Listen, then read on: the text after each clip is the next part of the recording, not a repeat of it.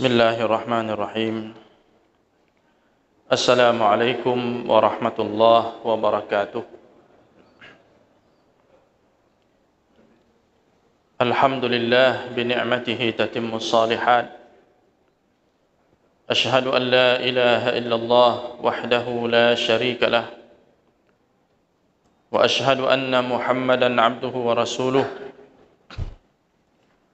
Allahumma salli wa sallim ala nabiyyina Muhammad wa ala alihi wa sahbihi wa man ihtada bihadihi wastanna bisunnatihi ila yaumiddin, amma ba'd.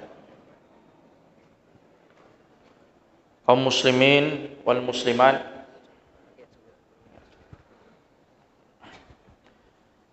jamaah maghrib yang dirahmati Allah subhanahu wa ta'ala, pada malam yang mulia ini insyaallah kita akan kembali melanjutkan pengajian kita tentang syama'il Nabi Muhammad sallallahu alaihi wasallam dari kitab Asy-Syama'il karya Al-Imam At-Tirmidzi rahimahullah.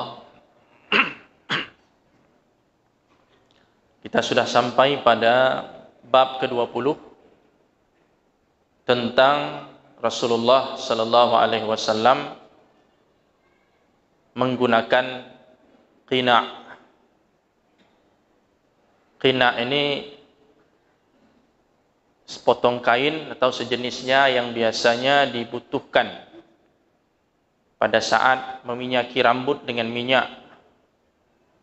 Jadi kain ini diletakkan di atas kepala, tujuannya agar pakaian baju itu terlindungi dari minyak yang digunakan untuk meminyaki rambut, supaya minyak yang di rambut itu tidak menetes kemudian membentuk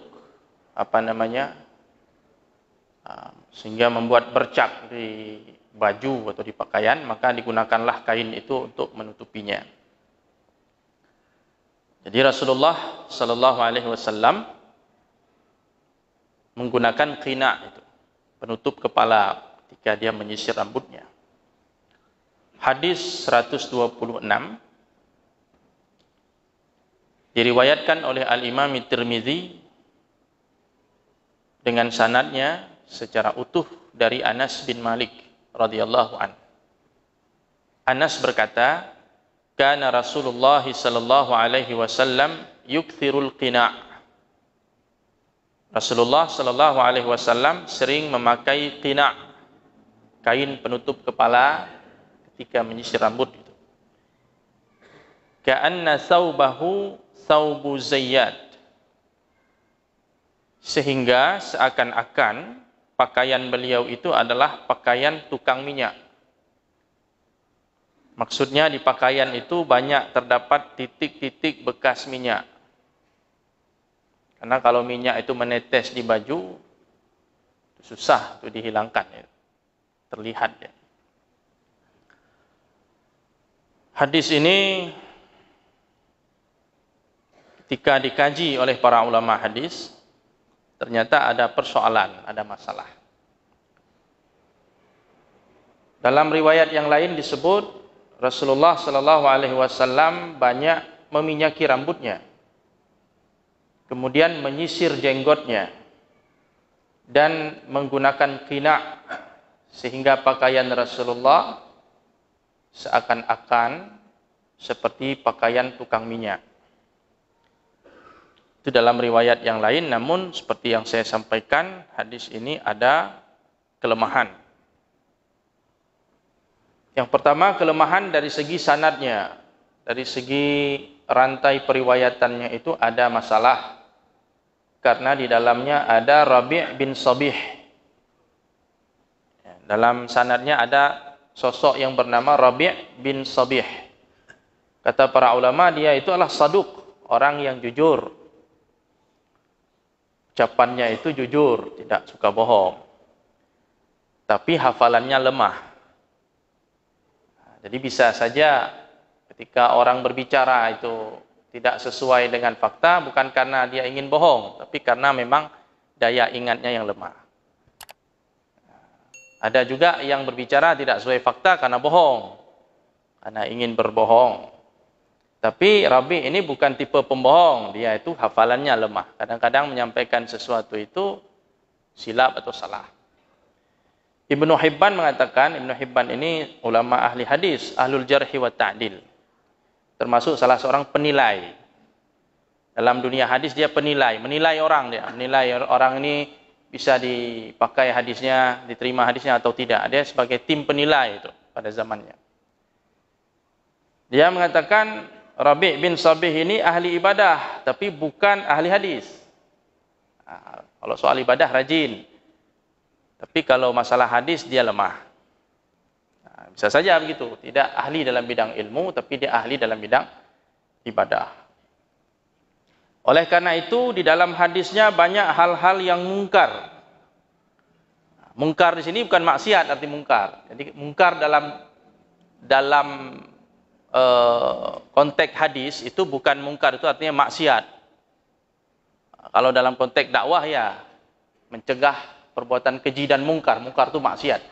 Kalau dalam konteks ilmu hadis, mungkar itu adalah ketika ada sebuah riwayat yang lemah itu bertentangan dengan riwayat yang sahih. Ada satu riwayat sahih, riwayatnya kuat, hadisnya kuat. Tiba-tiba ada hadis lain, hadisnya lemah, bertentangan dengan hadis yang kuat itu.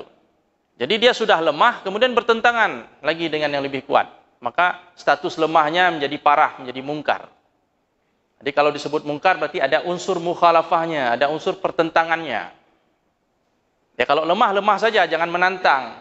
Ibaratnya orang sudah sakit, ajak berantem dengan orang kuat gitu. Jadi kalau sakit ya sakit sajalah. Banyak orang kasihan. Ini dia sudah sakit, sudah lemah, mau berkelahi dengan orang yang sehat, orang yang kuat. Nah, jadi mungkar dia. Nah, jadi riwayat Sabih, Rabi' bin Sabih ini banyak di dalamnya terdapat hal yang mungkar, tapi dia tidak menyadarinya. Karena tadi dia bukan profesi dia sebagai ahli hadis, dia ahli ibadah, ahli zikir. Ya.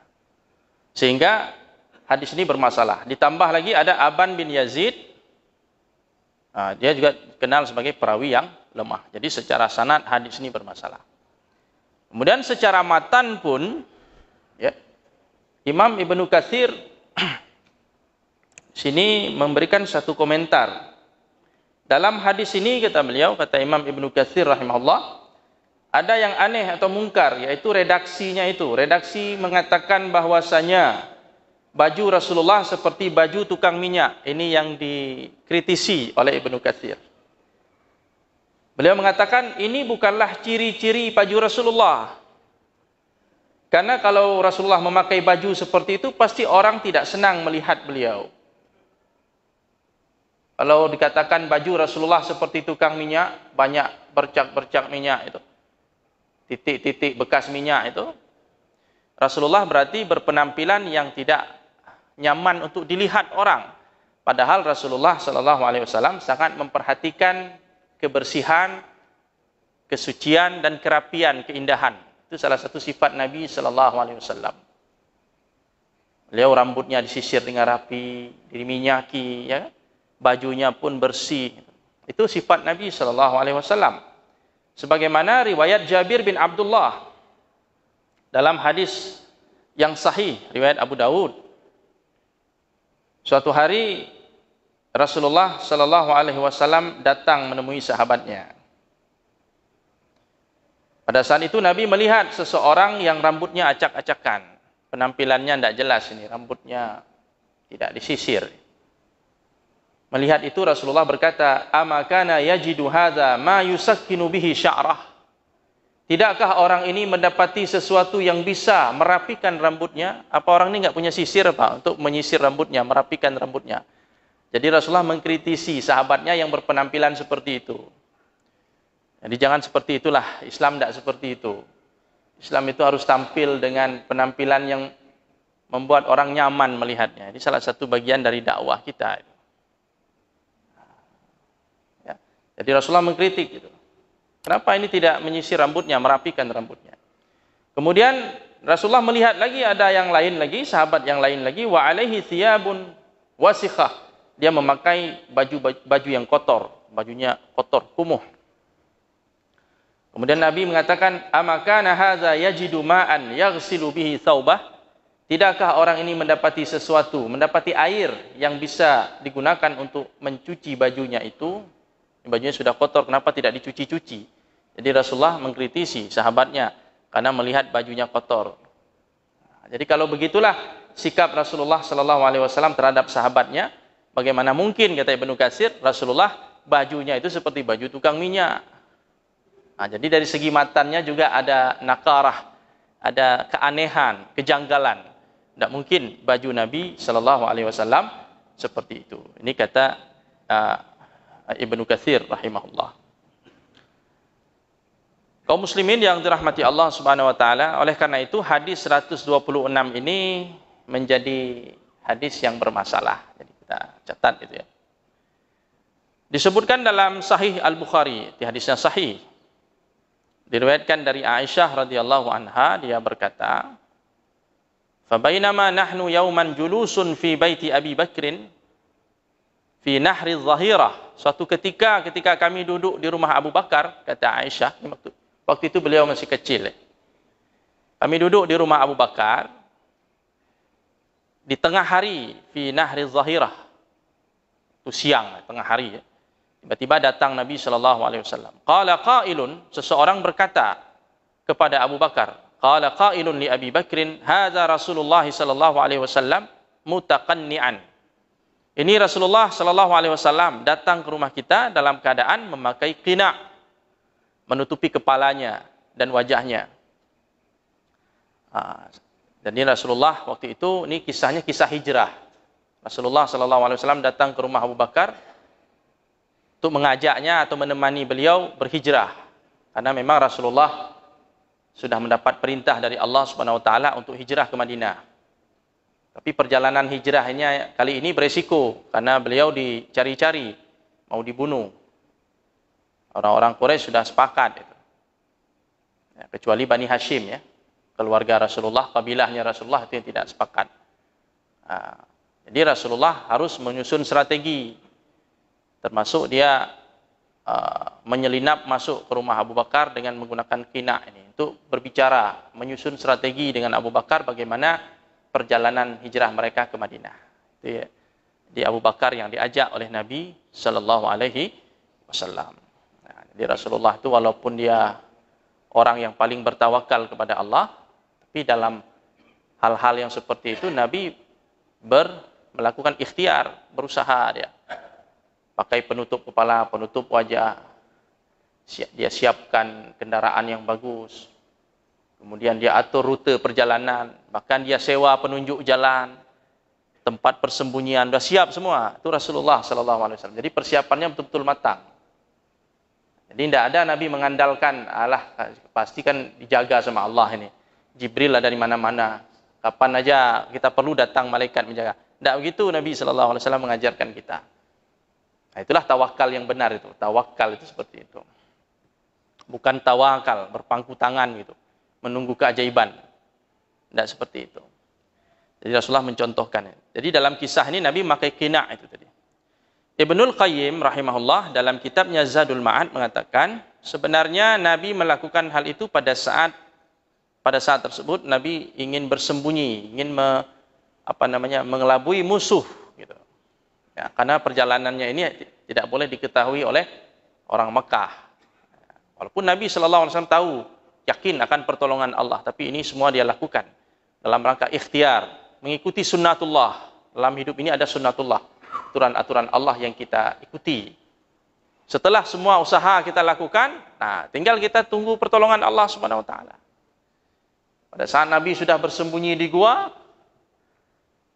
masuk orang kafir itu masuk ke dalam gua, dan posisi Rasulullah sudah sangat dekat. Kata Abu Bakar, ya Rasulullah, kalau dia lihat ke arah kakinya pasti kelihatan kita bersembunyi.